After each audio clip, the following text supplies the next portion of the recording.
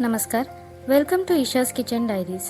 पावसाळ्यात संध्याकाळच्या चहासोबत काहीतरी झणझणीत आणि कुरकुरीत खायची इच्छा झाली तर ही कॉर्न भजी एकदा नक्की करून बघा. सर्वात आधी एक ताजा मका घेऊन त्याचे दाणे सुरीच्या मदतीने वेगळे करून घ्या.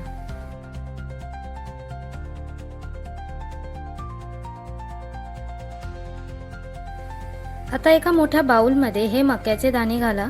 त्यामध्ये अर्धा चम्मच हळद, 1.5 चम्मच लाल तिखट,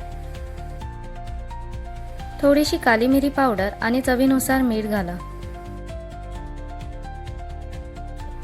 यानंतर 4 ते 5 चमचे बेसन, 1 ते 1.5 चमचा तांदळाचे पीठ आणि ताजी कोथिंबीर घालून सर्व साहित्य छान एकजीव करून घ्या. लक्षात ठेवा, जास्त पाणी अजिबात घालायचं नाही. गरज वाटली तर थोडंसं पाणी शिंपडत बॅटर तयार करा, कारण मक्यामधून थोड्या वेळाने नैसर्गिक ओलावा सुटतो आणि त्यामुळे बॅटर नंतर आपोआप थोडं पातळ होतं.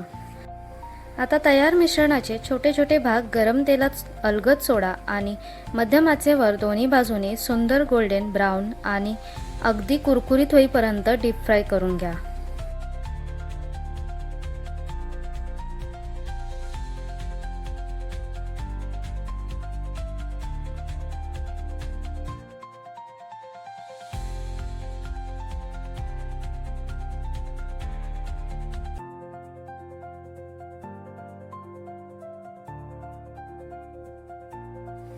बस, आपली गरमागरम खुसखुशीत कॉर्न भजी तयार आहे.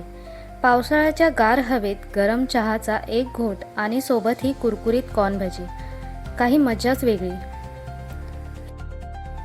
हिरवी चटणी किंवा टोमॅटो सॉस बरोबर सर्व करा आणि प्रत्येक घासाचा मनसोक्त आनंद घ्या. जर रेसिपी आवडली असेल तर व्हिडिओला लाईक करा, शेअर करा आणि अशाच सोप्या चविष्ट रेसिपीजसाठी ईशाज किचन डायरीजला नक्की सबस्क्राईब करा.